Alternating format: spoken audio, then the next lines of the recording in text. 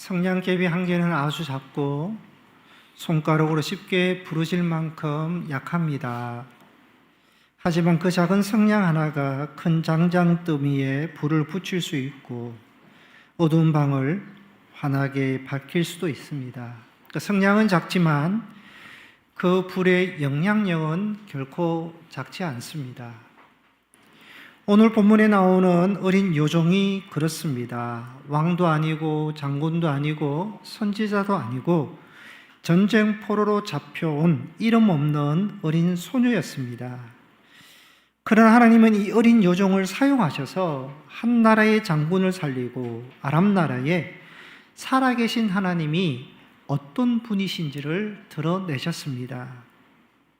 구약 성경 열왕기하 5장에 이 작은 어린 여종의 이야기가 당당하게 기록되어 있습니다. 이것은 하나님께서 사람의 지위나 능력을 보시는 것이 아니라 믿음을 보신다는 것과 하나님은 어린 여종의 믿음, 이 작은 사람의 믿음을 사용하셔서 한 사람을 살리고 한 가정을 변화시키고 한 나라에도 살아계신 하나님을 나타내신다는 것입니다.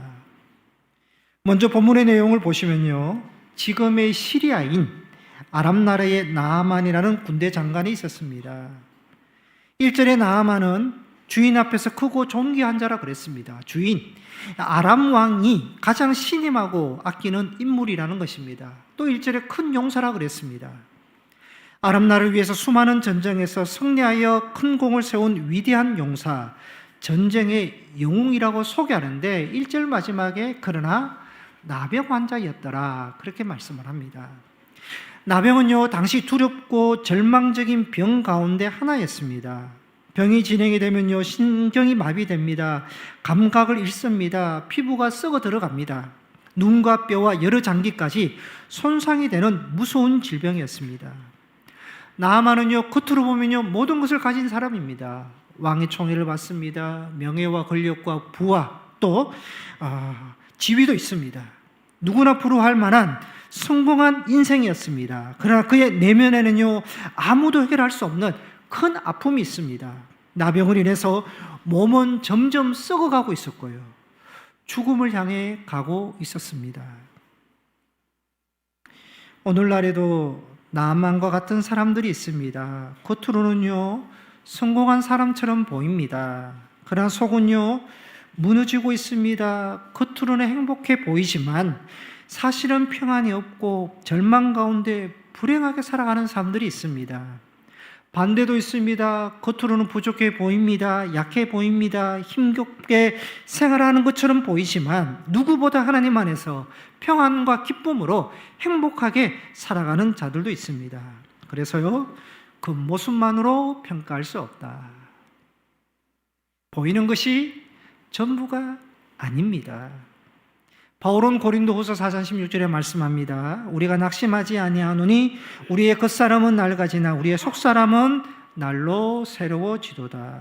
우리의 겉사람, 육신은요, 낡아집니다. 시간이 지나면서 늙어갑니다. 약해질 수 있지만 우리의 속사람, 하나님을 믿는 그 믿음은 날마다 새로워진다. 하나님과의 관계가 깊어지고요, 믿음이 더욱 견고해지는 삶을 살아가야 한다.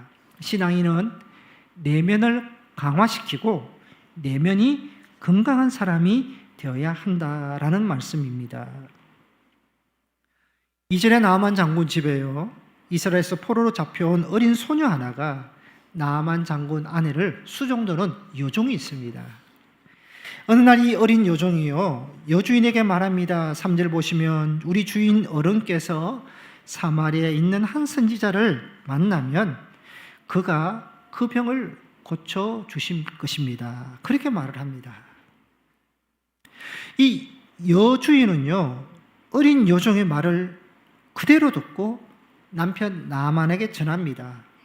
나아만은요, 다시 한번 이 어린 여종의 말을 확인한 후에 이 여종의 말을 믿고 바로 행동으로 옮깁니다. 왕에게 허락을 받고요, 왕이 써준 친서와 많은 예물을 가지고 엘리사를 만나기 위해서 적국 이스라엘에 들어갑니다. 그런데 엘리사는요, 이 나아만 장군을 직접 만나주지 않고 요단강에 가서 7번 몸을 씻으라고 그렇게 전합니다. 나아만은 화가 났습니다. 그래도 한나라의 군대 장관이 찾아왔는데 만나주지도 않고 푸제대벌 하느냐? 우리나라 강들이 요단강보다 훨씬 좋은데 왜 요단강에서 씻으라고 하느냐? 분노하면서 돌아가려고 합니다. 그때 함께했던 종들이 나아만에게 말합니다. 더 어려운 일을 시켰더라도 하지 않았겠습니까? 몸이 깨끗하게 낫는다면 뭘 못하겠습니까? 그렇게 권해서 나아만은 종들의 말을 듣고 요단강에 가서 7번 씻고 깨끗하게 치료를 받았다는 것이 열왕기 하 5장의 내용입니다.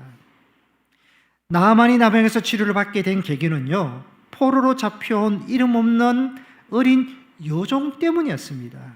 이 어린 여종의 믿음이 어떤 믿음이었는지 오늘 말씀을 통해서 살펴보면요, 첫 번째 어린 여종의 믿음은 확고한 믿음이었습니다. 어린 여종이 여주인에게 말합니다. 우리 주인이 사마리아에 계신 선지자 앞에 계시면 그가 그 병을 고치리이다. 이 짧은 말 속에요, 어린 여종의 놀라운 믿음이 담겨 있습니다. 당시 나병은요, 사람이 고칠 수 없는 부칠병이었습니다. 한 번 걸리면 평생 안고 살아가야 할 절망의 병이었습니다.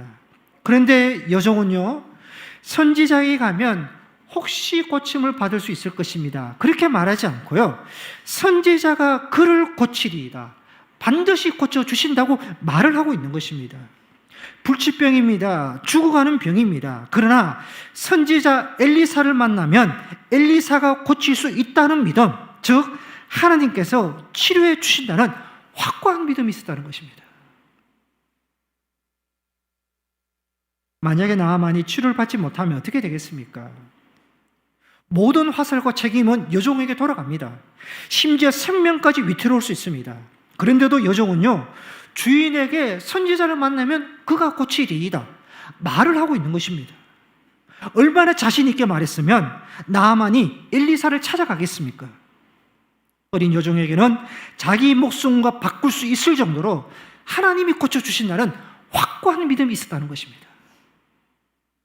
여러분, 하나님께서 우리에게 찾고 원하시는 믿음이 어떤 믿음이겠습니까?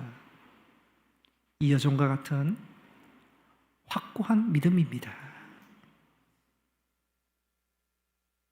현대 그리스도인들은요, 가능한 한 쉽고 편안하게 믿음 생활을 하고 싶어 합니다. 직장도 그렇죠.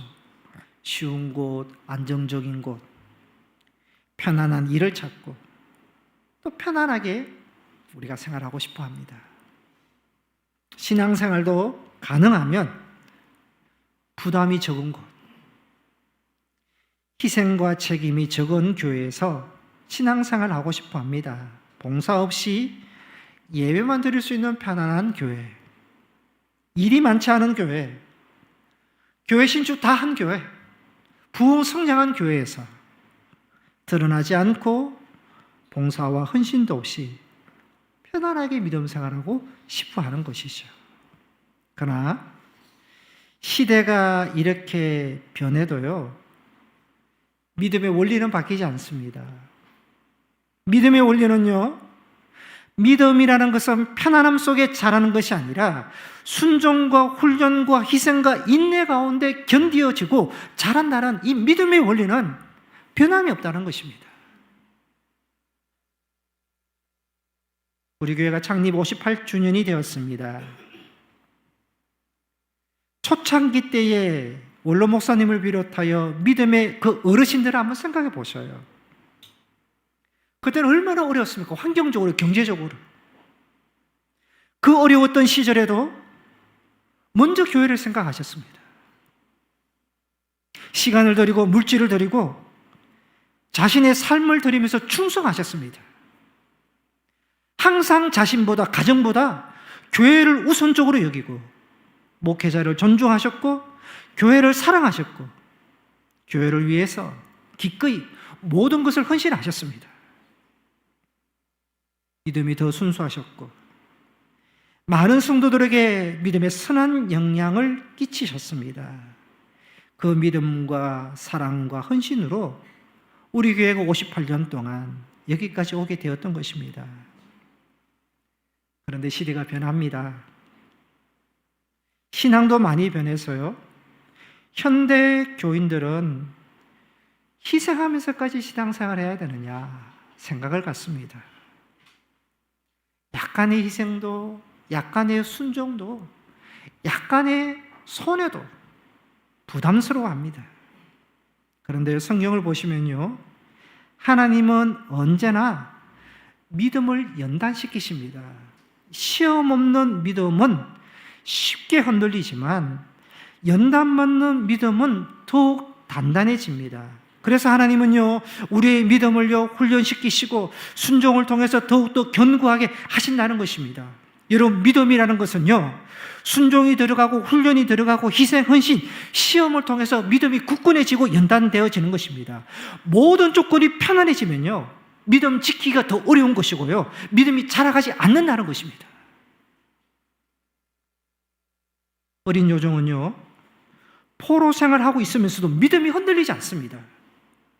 환경에 좌우되지 않는 믿음, 자기의 생명을 걸 만큼 하나님의 능력에 대한 확고한 믿음이 여종에게 있었던 것입니다. 어느 날 한 성도가 스펄전 목사님에게 자신에 대해서 이렇게 말합니다. 저는 상황이 좋으면 하나님을 잘 믿는데요, 어려운 일이 생기면 믿음이 흔들립니다. 그렇게 고백을 합니다. 그러니까 스펄전 목사님이 말을 합니다. 믿음은 하늘의 날씨를 보는 것이 아닙니다. 태양을 바라보는 것입니다. 구름이 태양을 가려도 태양은 여전히 그 자리에 있습니다. 여러분, 우리의 믿음도 그래야 됩니다. 여러분, 우리가 상황이 좋아서 하나님을 믿는 것 아닙니다.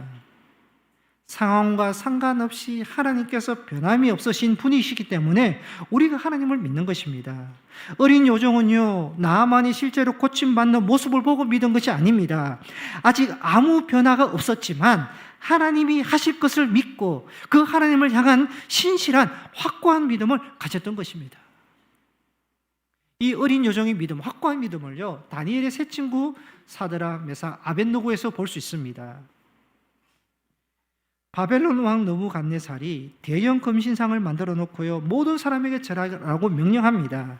절하지 않으면 풀무물 속에 던져 죽이겠다고 합니다. 그런데 세 친구는요, 왕의 명령에 불순종하여 절하지 않습니다. 세 친구는 충분히 자신을 합리화시킬 수 있습니다. 절한다고 우상을 섬기는 것은 아니다. 절을 하는 행동이 중요한 것이 아니라 마음이 중요한 것이다. 마음으로 안 섬기면 된다. 마음으로 신상에 저주하면서 우리가 절한다고 그것이 우상 섬기는 것이 아니다. 그렇게 합리화시킬 수도 있고요. 딱 한 번이다. 한 번 우상에 절한다고 정말 우상을 섬기는 것이냐? 아니다. 얼마든지 그렇게 자기를 합리화시킬 수 있었는데요, 세 친구는 조금도 흔들리지 않았습니다. 살아계신 하나님이 우리를 건져주시면 감사하겠고, 그렇게 하지 아니하실지라도 우리는 신상에 절하지 않겠습니다.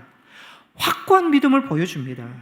세 친구는요, 자기 뜻대로 되지 않더라도 하나님에 대해서 불신하지 않고 부인하지 않고 확고하게 믿겠다는 것입니다.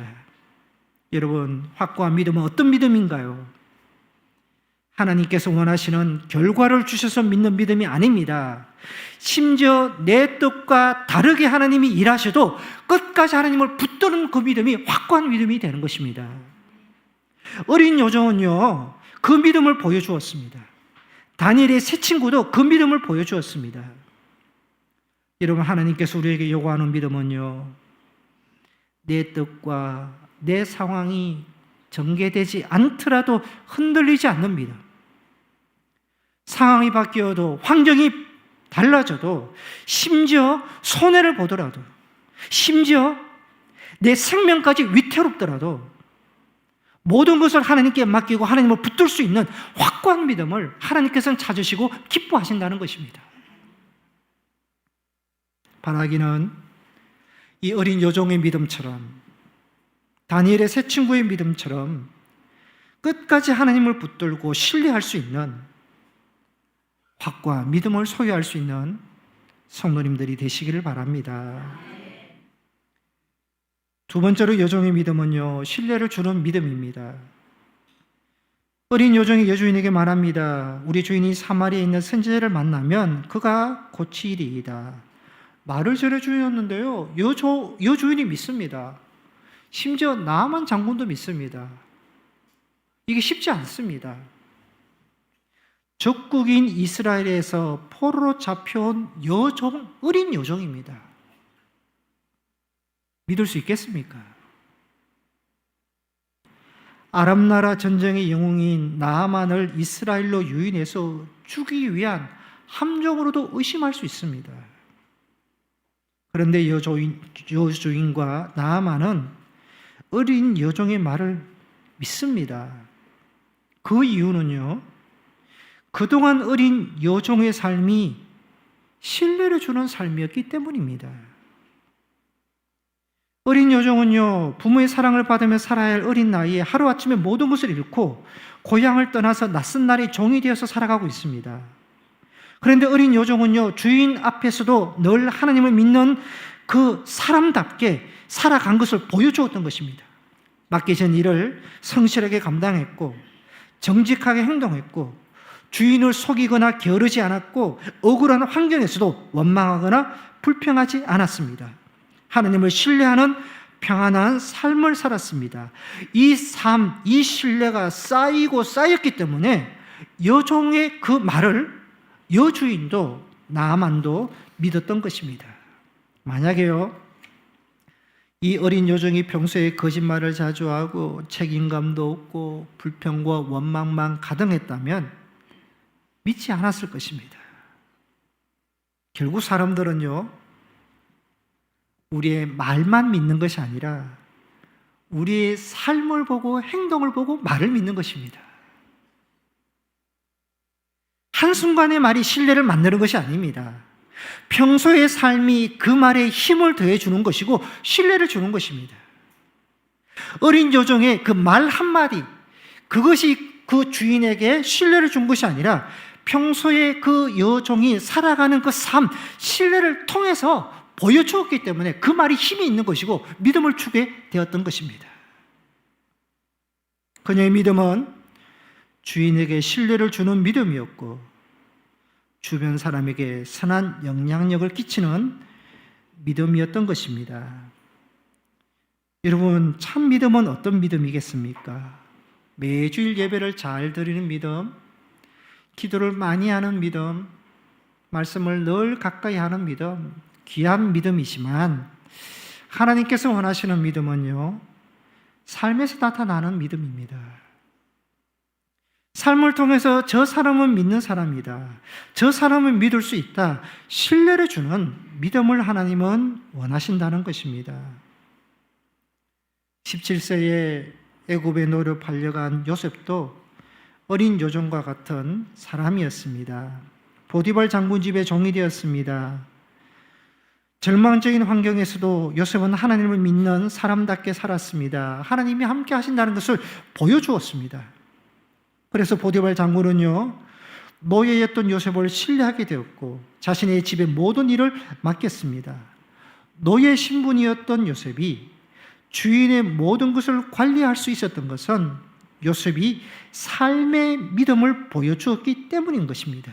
말이 아니라 삶으로 하나님을 나타냈다는 것입니다.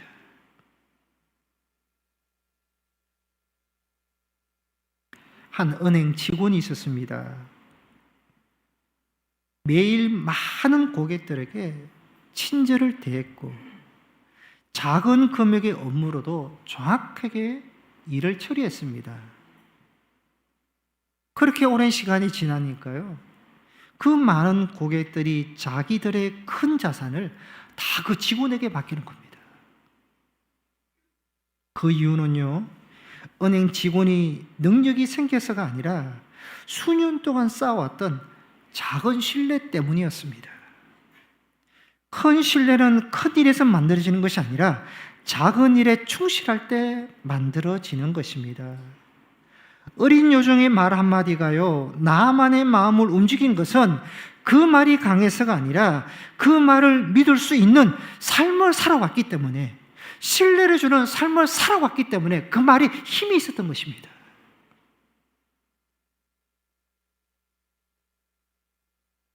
여러분, 가정에서 자녀들이요, 부모의 말을 통해서 믿음을 배우지 않습니다. 부모가 실제로 어떻게 하나님을 섬기고 있는지, 어려운 환경에서 어떻게 믿음으로 반응하는지, 어떻게 믿음으로 살아가고 있는지 삶을 통해서 믿음을 배우는 것입니다. 교회도 마찬가지입니다. 오랜 동안 신앙생활을 했다는 그 사실보다 더 중요한 것은 말과 행동이 일치되는 그 사람이 더 신뢰를 주는 것이죠. 예수님께서 마태복음 5장 16절에 말씀합니다. 너희 빛이 사람 앞에 비치게 하여 그들로 너희 착한 행실을 보고 하늘에 계신 너희 아버지께 영광을 돌리게 하라. 착한 행실, 선한 삶이 사람들로 하여금 하나님을 믿게 하는 통로가 되도록 그렇게 말씀하고 있는 것입니다.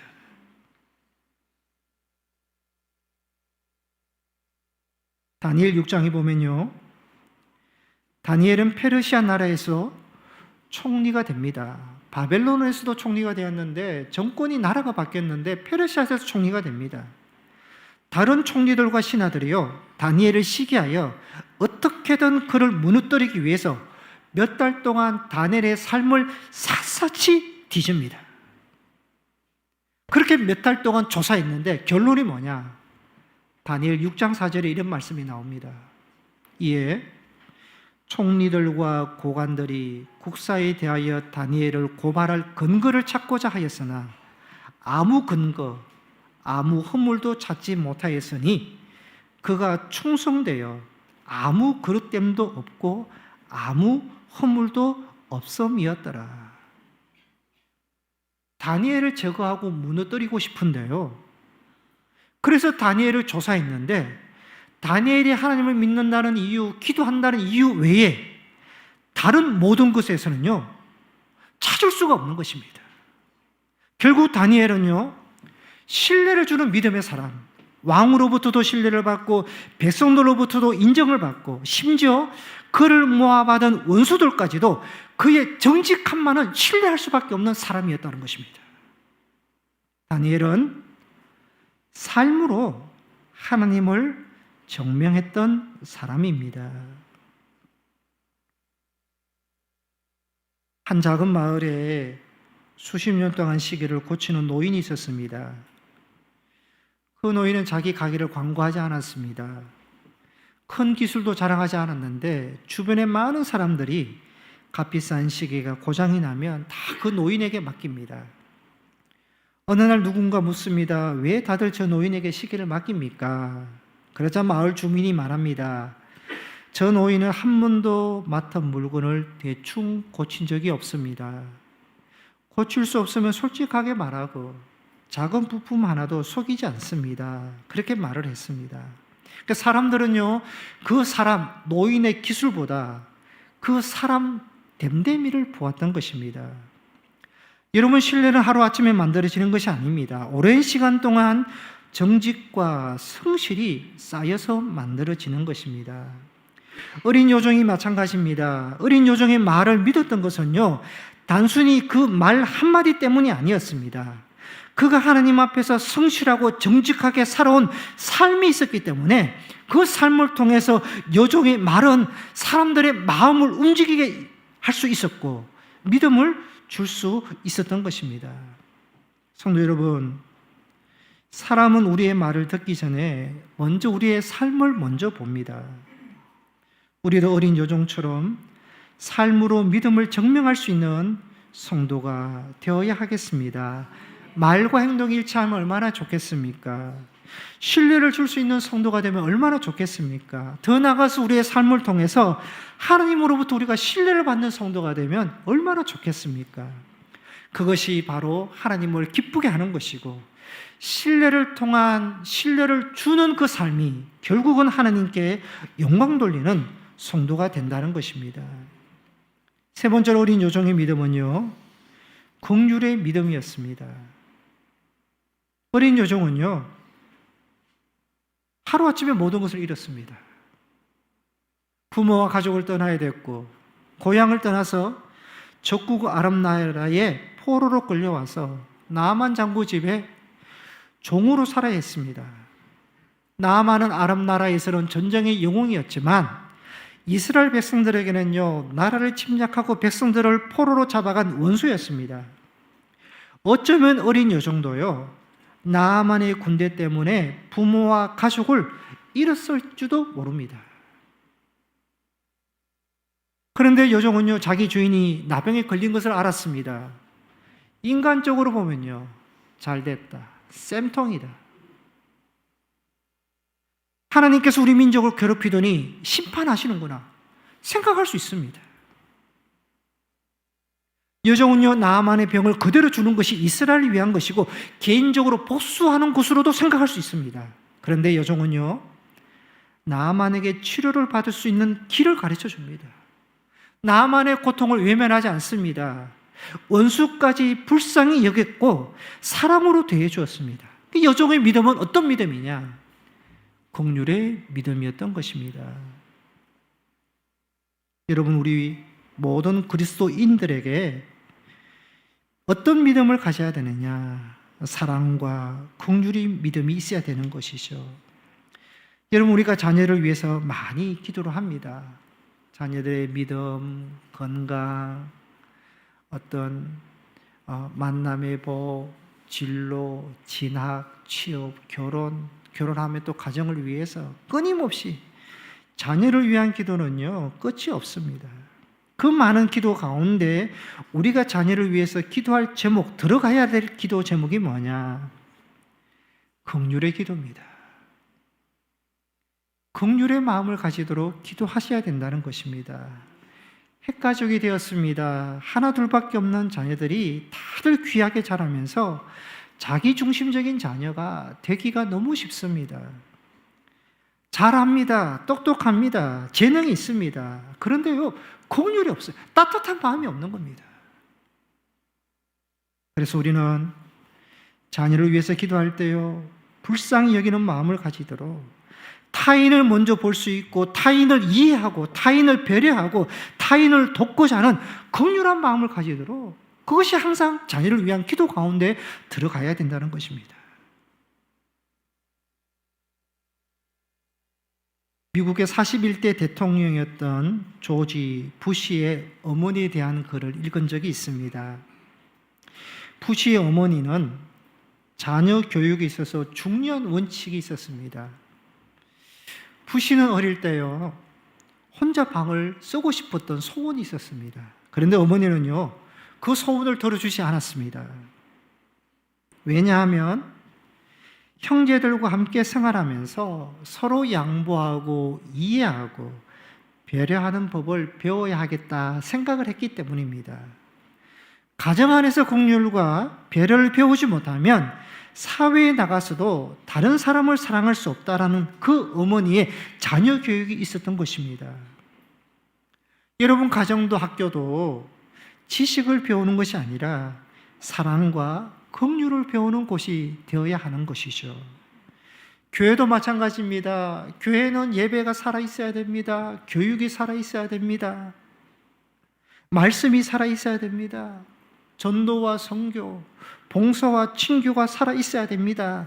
다 맞는 말씀이지만 그 중에 또 하나가 들어가야 될 것이 긍휼이 살아있는 교회가 되어야 되고요, 긍휼이 있는 교회가 되어야 하는 것입니다. 누가복음 10장의 선한 사마리아 비유에서 예수님께서 누가 강도 맞는 사람이 이웃이 되어야 되느냐, 이웃이 되어주는 교회, 이웃이 되어주는 성도가 되어야 되는 것이죠. 지난주에 우리가 창립 58주년 감사 예배로 드렸습니다. 해마다 교회 창립의 목적에 맞게끔 특별헌금을 이웃사랑에 저희으로 사용하고 있습니다. 올해는 15세와 14세 된 두 남매 환자 학생에게 1년 치료비로 800만 원을 지원합니다. 그리고 동대문구청에서 추천받은 경제적으로 어려운 한부모 가정 5가정에 각각 100만 원씩 지원하기로 했습니다. 이웃이 되어주는 교회, 긍휼이 있는 교회가 교회의 존재, 목적이기 때문입니다. 야고보서 2장 13절에 말씀합니다. 다 같이 한번 읽겠습니다. 시작. 긍휼을 행하지 아니하는 자에게는 긍휼 없는 심판이 있으리라. 긍휼은 심판을 이기고 자랑하느니라. 이 말씀은요, 긍휼을 베풀어야지 구원을 받는다, 그런 뜻이 아닙니다. 긍휼이 없으면 구원이 없는다, 그런 뜻도 아닙니다. 오히려 하나님의 긍휼로 구원받은 사람은, 긍휼로 구원을 받았다면 반드시 다른 사람에게 긍휼을 베푸는 삶을 살아가야 된다는 것을 말씀하고 있는 것입니다. 다시 말해서요, 긍휼을 행하는 삶은요, 구원의 촉구는 아닙니다. 그러나 하나님께 받은 은혜와 긍휼이 우리의 삶을 통해서 열매로 나타나는 믿음의 삶을 살아가야 된다는 것을 말씀하고 있는 것입니다.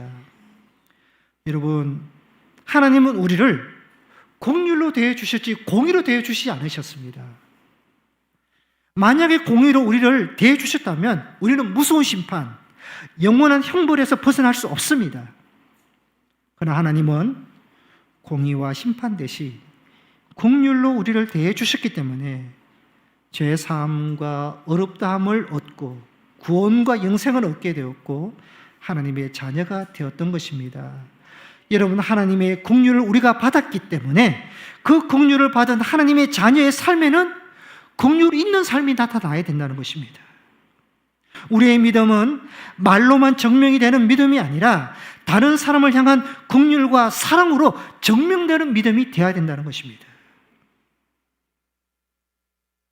여러분, 우리의 긍휼과 베푸는 사랑은 결코 헛되지 않습니다. 사랑은요, 사랑을 받으면 어디엔가 또 다른 사랑을 낳게 됩니다. 긍휼을 받습니까? 어디엔가 또 다른 긍휼을 우리가 낳게 됩니다. 내가 용서를 받으면, 내가 배려를 받으면 또 다른 어디에서 용서가 나타나고 배려의 열매를 맺게 되는 것입니다. 본문의 여종을 보시면 어린 여종의 긍휼은 원수였던 나아만을 살립니다. 그녀의 긍휼은 원수를 이웃으로 만듭니다. 한 사람의 생명을 살리고 마침내 나아만을 하나님께로 인도하는 통로가 되었던 것입니다. 여러분, 긍휼이 있으면 마음이 따뜻합니다.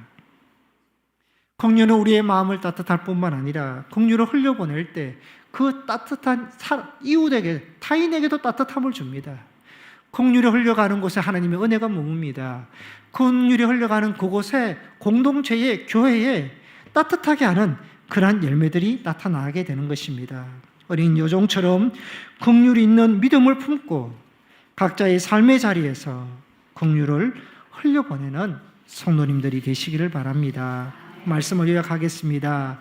포로로 잡혀온 이름 없는 어린 여종에게서 세 가지 믿음을 볼 수 있습니다. 첫째는 확고한 믿음입니다. 환경과 상황을 넘어서 하나님을 끝까지 신뢰하는, 흔들리지 않는 믿음입니다. 두 번째로 신뢰를 주는 믿음입니다. 삶으로 믿음을 증명하여서 사람들에게 선한 영향력을 끼치는 믿음. 세 번째로 긍휼이 있는 믿음입니다. 원수까지도 불쌍히 여기며 하나님의 사랑을 흘려보내는 믿음입니다. 성도 여러분, 우리도 이러한 믿음을 본받아서 하나님 앞에서 흔들리지 않는 믿음을 소유하시길 바랍니다. 신뢰를 줄 수 있는 믿음, 세상을 향해서 그리스도의 긍휼을 흘려보낼 수 있는 믿음의 성도님들이 되시기를 축복합니다. 기도하시겠습니다.